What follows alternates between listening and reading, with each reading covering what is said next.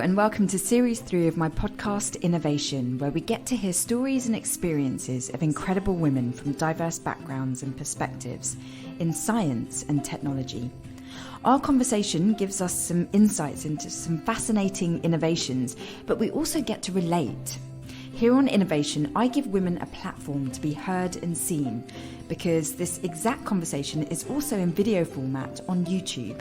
And honestly, every single episode that I record is inspiring and uplifting, because we hear about what these women have learned along their life's journeys, both personally and professionally. This week, I talked to Becky Reveal, a Formula One junior composite design engineer. I'm Becky Reveal, and I'm a junior composite design engineer for an F1 team. Last year I finished my Masters at Oxford Brookes in motorsport engineering, and previously I did a Bachelor's in automotive engineering at Leeds. I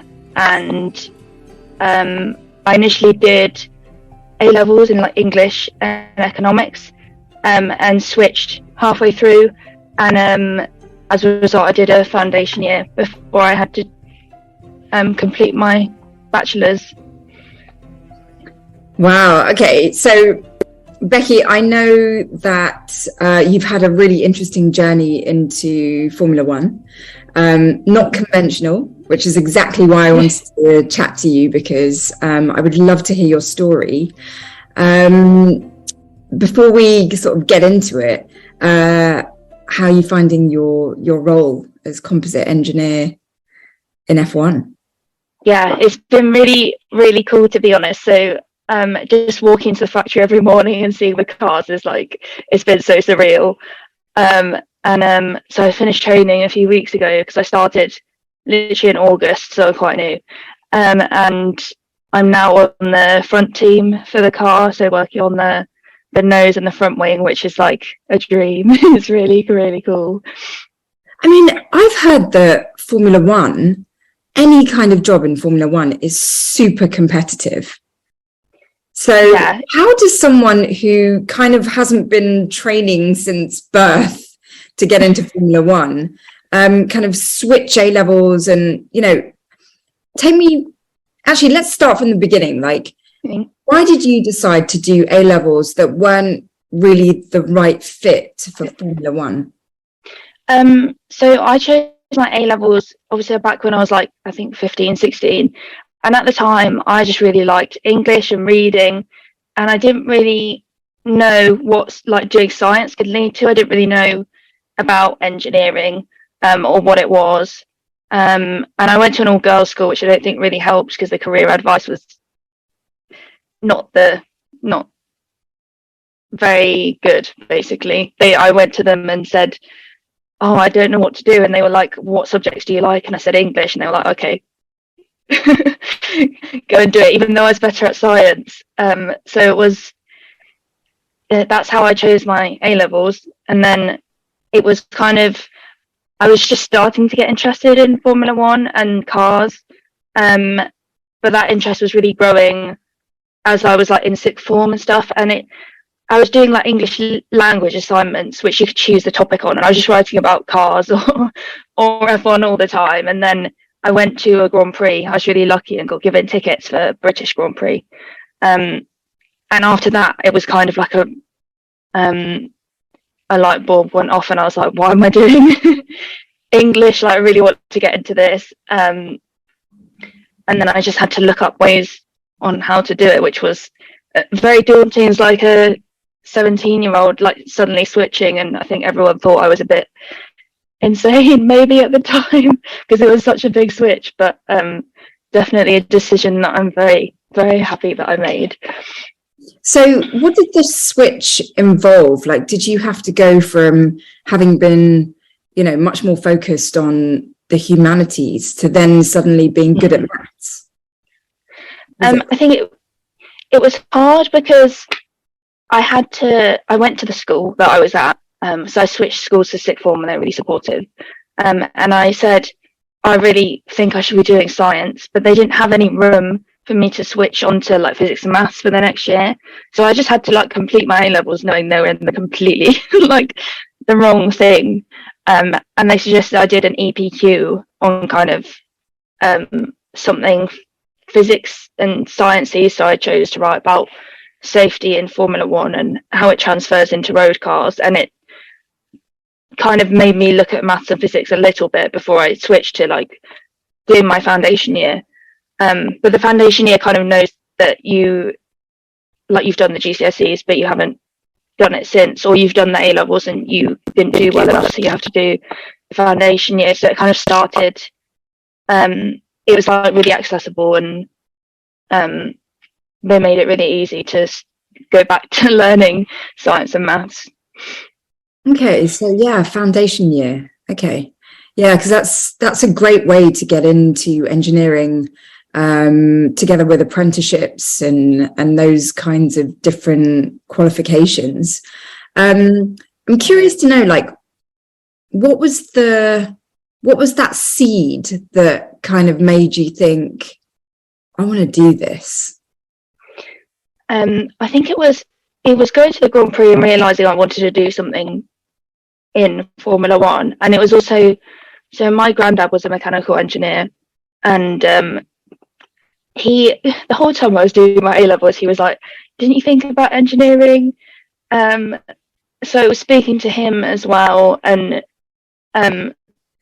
like the whole way through my A-levels I was kind of thinking, like before I switched, I was like, oh, is this really like what I'm best at? Like I was enjoying it, but I think it was talking to my granddad, and then like the F1 and the cars, it all kind of came to a point where I was like, I really need to switch. So it was a few different factors, and I'd be going to like watch karting events with my dad and stuff as well. Like we would go to motorsport stuff, and it was just really cool to be around. And I just had to work out how to like get into it, because English, like you can't really get into F1 with, well, maybe you can in like the HR marketing sort of side, but and I'd always like kind of wondered how things work. So like when I switched to engineering, something like just clicked, and I was like, this is what I should be doing. So as a kid, were you the type that would always take things apart and put them back together type kid? Yeah, and play with Lego. And I would like during the summer, we'd always be around my grandparents' house, and I would be like testing paper aeroplanes to like to make little changes on them to try and work out what would work best. So always interested in how things work and how to make them better. So I think my parents and grandparents weren't that surprised when I switched, to be honest. I think they were kind of like, we thought this is what you might do. So well, I totally relate to your journey, because I did maths, physics and English literature A-levels. Oh really? Wow. I did the maths and the physics because my dad's an engineer and he absolutely wanted me to take over his business, but I couldn't let go of English lit because I just love it. Shakespeare and all the texts that we read. I just loved it. So I can understand how you can be that age doing your A-levels and then you're like, actually, what am I doing?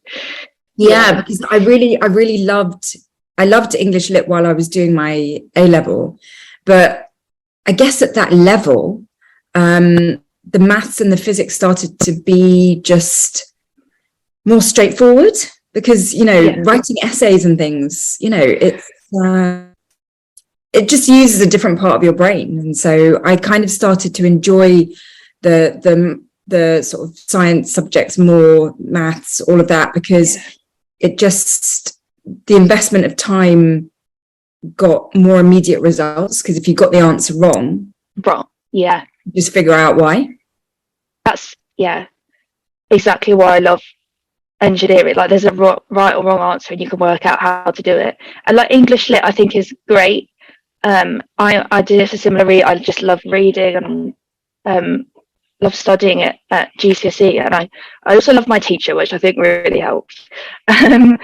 But like you say, like writing essays, like it was kind of fun, but it was like, why am I analysing this in so much detail? Like what am I going to do with this? Whereas like maths and physics, like you said, it's just a bit more straightforward. And well done to you for being so efficient with your time, because when you said that you had to finish your A levels in subjects that you knew weren't going to help you with the career that you're doing, it's such a smart move to still focus on your passion, even with those A levels. Because I'm sure what you learned and the skills you picked up in completing those English A levels, and it would have been, it will be, and would have been so useful to you.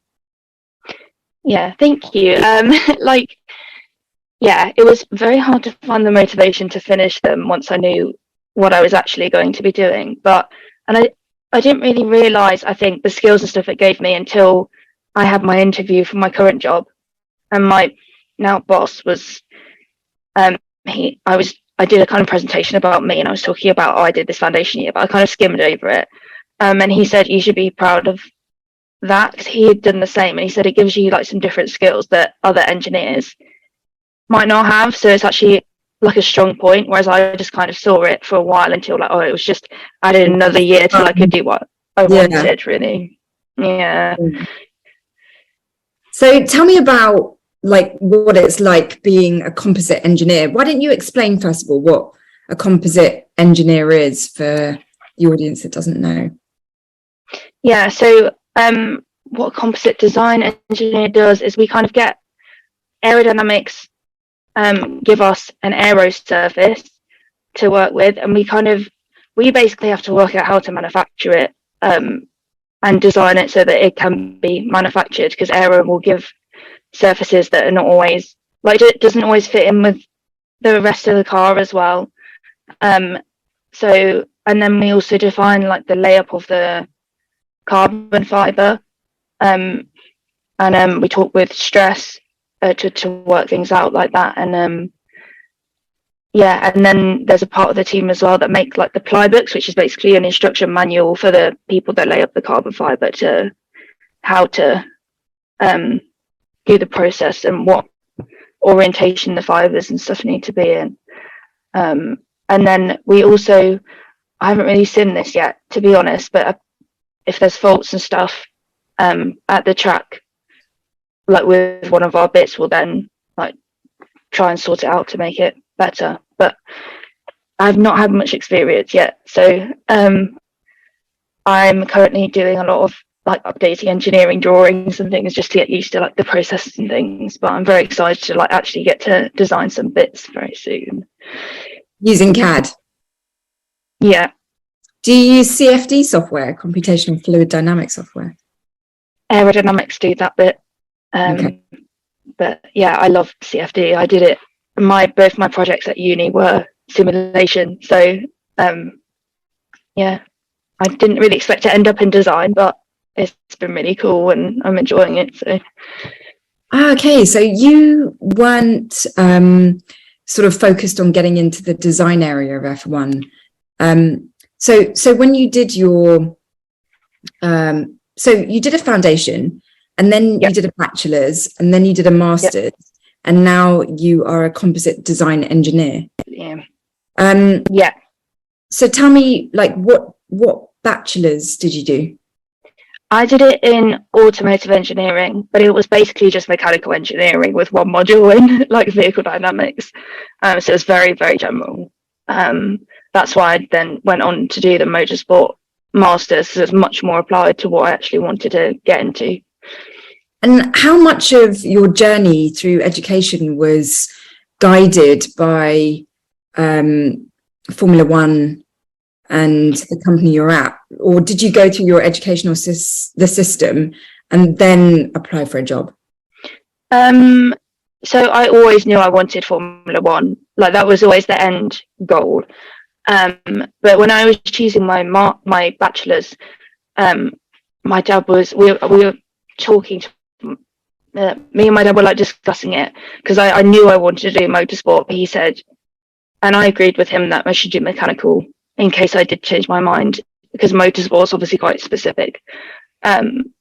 So my mechanical degree, it was okay, but I didn't enjoy it as much because it was not really applied. It was very general and very like theoretical. And then my third year project, I got really lucky and got to choose a CFD one, and I kind of based that around something more like that could relate to motorsport. And And then like I knew I didn't want to do the masters in like such a general subject, and we went to some motorsport job fairs and stuff, and they said like Brooks and Cranfield and like the two to look at for the motorsport masters. And I have to say a lot of people in the team are from there's quite a lot of people from Brooks. I think they really like the masters because it's so applied and there's a good Formula student team and stuff. So quick question while it's in my mind, were you always good at maths and physics, or did you not choose those subjects initially because they were your weaker subjects? So I was actually best at maths and physics, like better at them than English and stuff, but I just liked English, and the way we were taught science, I just really didn't enjoy it. I always liked maths because I liked figuring things out, and I always thought I was a bit weird. I quite enjoyed like maths tests and stuff because you're just sitting there figuring out problems, and I quite like that. But yeah, I didn't really know what engineering was. I thought maybe it's like, I don't know, maybe buildings and bridges and stuff, which I wasn't really interested in. I never thought it would, you could get into stuff like automotive and motorsport with it. So I just didn't have a clue. Oh my gosh. I mean, you really are an engineer at heart. Everything you describe about what you were like as a kid, what you love, your passions, all of that, it's like you just are an engineer through and through.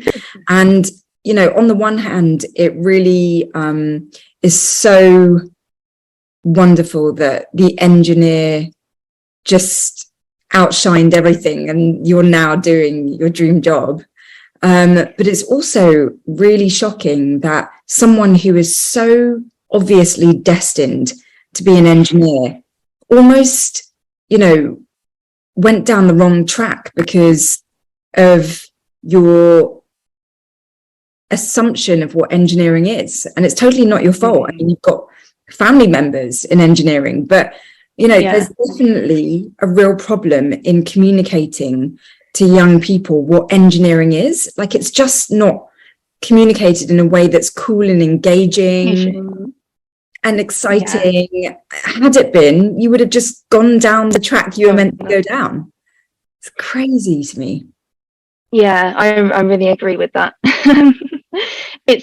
Looking back, it's like, how on earth did I not, like, how did no one twig that I was like doing my grandparents had no idea. They were like, why aren't you doing engineering? But yeah, my granddad worked in stuff like, they lived in Japan in the 60s because he worked on a nuclear power station. Like, it is cool, but I never thought like that's not something I'm like want to do. So yeah, it's just mad how I think it didn't help. I was at an all-girls school, to be honest. I don't know if it's any better in mixed schools, but there was no one really doing engineering. Everyone was kind of doing like similar things to me, really. Yeah, I went to an all-girls school. I went to QE Girls in North London, and then I went to Henrietta Barnett, both girls' schools, one a comprehensive and the other one a grammar school. And, when it was the grammar school part, all of my friends, they were like so gifted in their subjects, they were all like top. But a lot of them went into medicine. I was definitely the only engineer, and I remember thinking, I can't believe my dad is making me do this. Like, nobody else is doing this. This is crazy. I don't even know what I'm getting into. And what's certainly clear is that we're just not communicating that girls can do engineering. And, I'm so happy that we're having this chat because you're doing it, and it can be done. Your story is just so inspiring. But what is it like being female in probably an all boys team? It's a lot of boys, and thank you for the kind words, by the way. That means a lot. It's like, it's been fine. Like, everyone is like super lovely. If I don't know what I'm doing, like, I just go and ask someone, and they're always like willing to help, and I don't think there's any. It doesn't matter that I'm a girl; I'm just an engineer. Like I do notice it. Like I'll hang out with some of the interns and stuff in like marketing and that, and it's quite nice to be around more girls. There is a couple of girls in composites, but I don't currently like in the front team. I'm the only girl at the moment. Although we do kind of get moved around, so I'm sure that will change because there are a couple of really cool girls in the team. But I found it like so far really good. I think it was more an issue at university and stuff than in my job. Because I guess like everyone that's hired, like they wouldn't hire people that were, sexist or anything like that. So well, it's interesting because I graduated quite a while ago and went into industry, and it was there were predominantly more men than women. In fact, I was the only girl, and it was just a very different mindset. And I think it was such a long time ago, and I think maybe times have really changed, and men are, I'm hoping, a lot more chilled and cool about having women on the team. It's really great to hear that they are encouraging and supportive, because that's exactly why I started this kind of podcast, because I really wanted men to see that we're capable, that we have a right to be there, and that it can't be a boys' club in engineering, because if it remains like that, then girls will never choose. Yeah, I think a lot of the issue with engineering girls not choosing it is like they don't see people like them doing engineering. I think if I'd like read or seen something about a girl in F1 working as an engineer, maybe it certainly would have motivated me, I think, a bit more, because like it is really daunting going into such a male dominated field. And I think it is really true, if there's like no female role models there, it's a lot harder to want to go and kind of chase that. Yeah, they say you can't see it, then you can't be it. You do realize that you are really, opening the doors for other girls to get into what you're doing. How do you feel about having that responsibility? It's a little bit daunting, but I think it's good, because like, if I'd seen someone like me doing it, then maybe I would have been a lot more motivated and a bit less scared about about doing it. And I'm part of the Women's Engineering Society on their early careers board, so we really try to like promote women in engineering, run like networking events for like women in STEM and stuff like that. And we have something called the Lottie Tour, where I don't know if you've heard of it, but the dolls. Yes, the dolls, and they get sent out to people, and then they take pictures of them like in their job, and then we'll post about it and stuff. And I think that's really good to kind of see all the different types of engineering, and because I don't think I realised as well how varied the field is. Like I knew there were different types of engineering, but it was really like joining the Women's Engineering Society and stuff like that, where you actually meet different engineers from like all different backgrounds, that it's like you really realise it's such a cool subject, and there are so many just different aspects of it. Like I feel like there is something for everyone in engineering. So the Lottie Tours, is that on Instagram? Yeah, I think they will be posting it on Instagram. It'll be on the Women's Engineering Society one. And okay, I'll check that out. Is there a role in engineering that you're really wanting to explore? So after my masters and stuff, I was really into simulation, because my master's dissertation was looking at I had like a Le Mans type sports car, and I was simulating obviously like the airflow over it, whether rotating wheels made any difference, and then I was optimizing the performance of the diffuser and the rear bodywork, and really liked that. Like I really enjoyed it. The feeling of like when a simulation goes right and when you've actually made an improvement is like it's just the most satisfying thing. So I was looking at like aero stuff predominantly, but how I got this job was I just saw graduate engineer, and it was like a kind of design based job, which I was a bit unsure of because I had not done a lot of design at uni. I was never that good at CAD. And so I interviewed, and it was for the grad scheme, and I got offered it. But my interviewer was the head of composite design. And so it was like a month or so later, they called me up and said, we really want to offer you this permanent position as a junior instead of the graduate scheme. So in composite design. So that's kind of how I ended up in design. It was very unexpected, but really, really cool. And how do you deal with moments where you don't know stuff or you're not so confident? So this was like such a struggle in the first few weeks, especially with like training. I was kind of just given a PDF to look at, and then I had to like follow the instructions and try and do the exercises and things. And I was like, oh my God, I'd spent ages like looking for a button and I felt very like just not very good at it.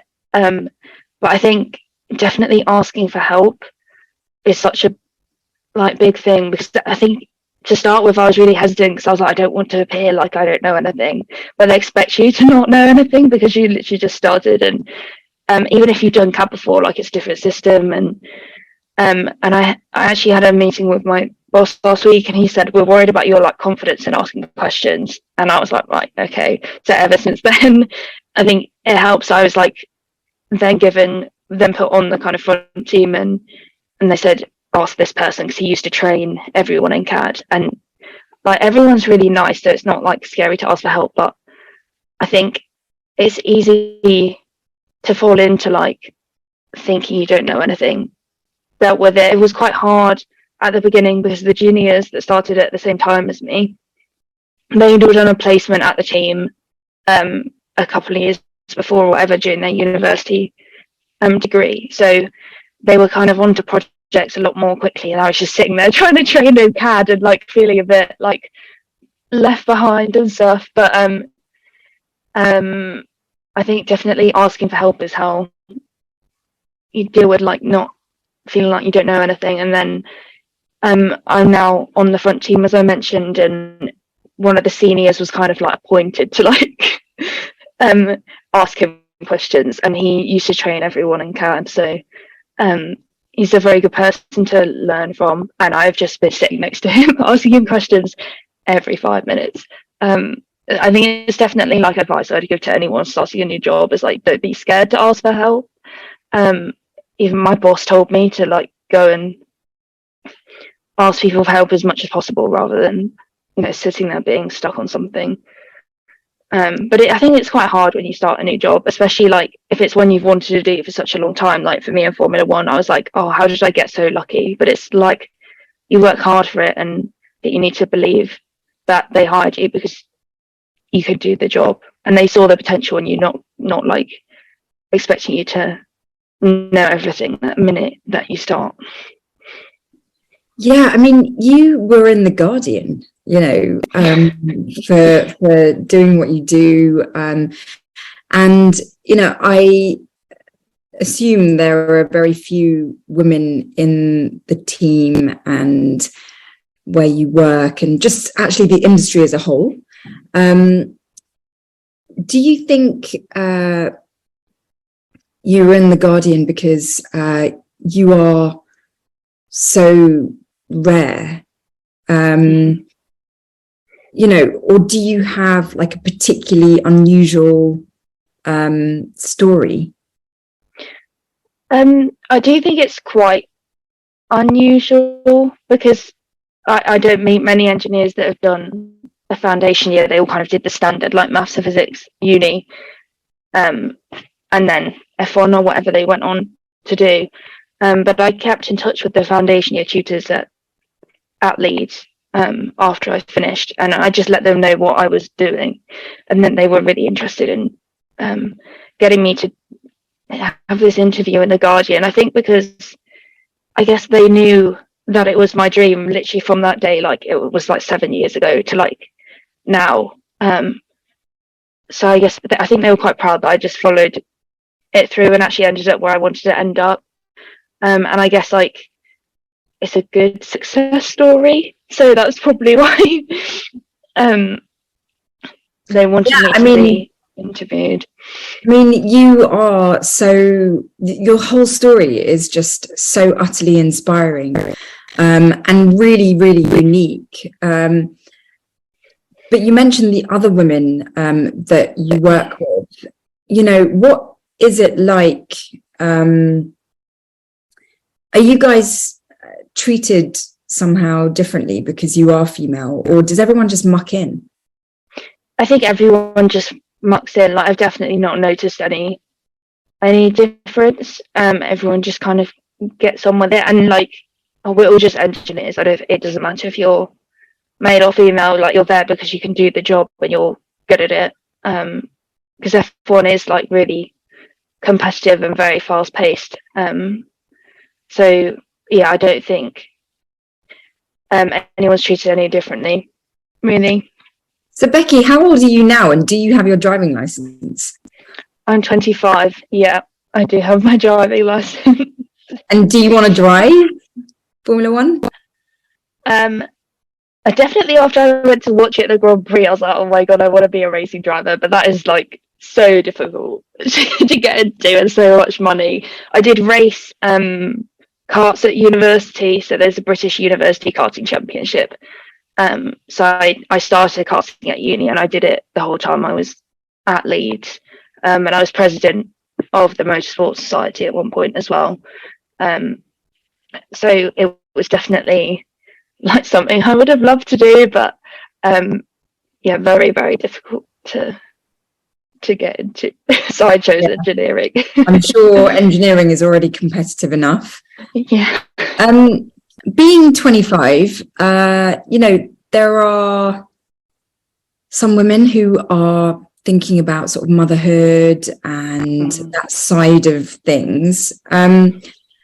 I think one of the reasons why women get put off by engineering is because it doesn't seem to be a profession that really is very mindful of the fact that women have lots of other roles that they could take in life. How is the landscape for you on that front? Like, is it something that you have thought about, you're thinking about, or it's just off the table, you know? It's kind of in my head very far off at the moment. Like, I just started my job and I'm very, very focused on that. No time for boys or anything at the moment. I think it's like something to consider maybe further along the line. I don't know what, like, obviously I'm not gone through any of it, so I can't really say how engineering is for if you do decide to, you know, start a family and stuff. But I'd hope that it would be like improving at least, like, because I think engineering is becoming like a better place for women, because there are more of us getting into it, and it's great that you do these podcasts. I was looking at some of them before we did this, and I think it's so important that you're like interviewing people and making people's stories heard who are like women in engineering and STEM. So I think all of us are trying to work to make it a better place for women in general. I'm not sure if that really answered the question. But, no, it really does answer the question, because I've spoken to women who are in engineering and they're older, and I think engineering as an industry has been particularly misunderstanding of a woman's journey in life. And, you know, it's difficult to be a woman in engineering because it is so full of men who can focus on their careers and not get distracted by the fact that motherhood might be calling us, and so I would really like to see more change within engineering to allow for amazing women like you that have worked really hard to get where you are in engineering, but can then also be allowed to not just have your job, but go off and be a mum and then come back and do your job. And I don't think the engineering industry is quite there yet in terms of giving women opportunities. And, I can see that you're really driven, pun intended, in your job, and that you want to succeed in what you're doing. I mean, gosh, you've put enough time and effort into where you're at, that you don't want to throw it all away to explore other roles that women can have. So I hope that your story continues to be one that shows that women can be really supported in this industry and that they can go far, but they can also do everything that women have the opportunity to do. I don't want your story to be a story that I've heard time and time again, where women get really, really far in their jobs and then they go off to have children and then they can't come back because it's so competitive that things have like raced on and left you behind something. So that's like in the future, but I would say like almost as a mentor, like just be aware of that, because it can, time can really disappear, and before you know it, it's like, oh my gosh, I've been doing a job that I love, but I haven't had the time to think about anything else. So but well done you for breaking a lot of walls down, and showing us just by being yourself that it's possible to be in an industry that just has never really been seen as something feminine. Like, you really show that you can bring the female perspective to this industry and really, really thrive. What would be your sort of like key advice for any women who are watching this, or girls who are watching this thinking, oh, I really want to do what she's doing? Like, is there sort of some big tips that you can say, like, just make sure you're always, focusing on X, Y, and Z? Yeah, I think the big one for me is like, don't be scared to follow what you really want to do. Because if I hadn't done that, I would never be where I am today. And even if it seems scary and intimidating, like, sometimes the best route isn't always the easy one. I feel like that's very cliche. Just, I think as well, like, hard work really can get you to where you want to be. I had to do my A levels, and if I hadn't worked hard on them, I wouldn't have got the grades to get into my foundation year and stuff. So I think even if you're not motivated in what you currently do, I think you should just always like work hard at whatever you're doing, basically. I've not said that very eloquently. And yeah, don't be scared to follow what you love. And I think definitely look out for, especially for girls in STEM, things like the Women's Engineering Society and anything you can get involved in that's that kind of encourages like and promotes diversity. Because for me, it's been really, really motivational to be part of the Women's Engineering Society, like the Early Careers Board, and to meet all these like amazing women across engineering. And it's really good to, like, even though they're in different sectors of engineering, you all kind of struggle with the same things, and it's really good to have that like network. So definitely should try and build that, because I think if I had that at uni, like, it would have made my life a lot easier, because I was just around guys all the time who didn't, they didn't take you seriously and stuff always. But if I'd had like some female engineers, who were supportive and kind of going through the same thing, it would have really been helpful.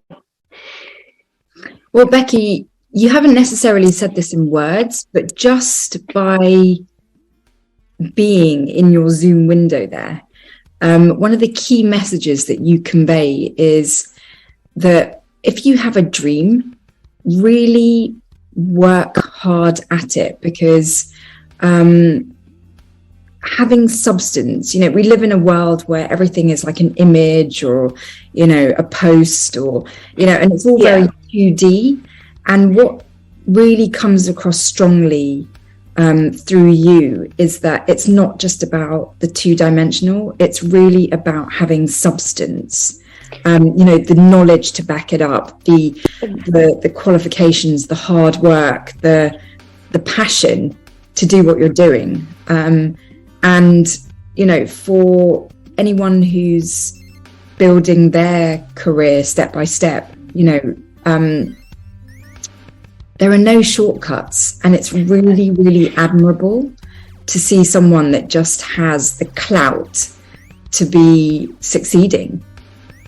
So thank you so much.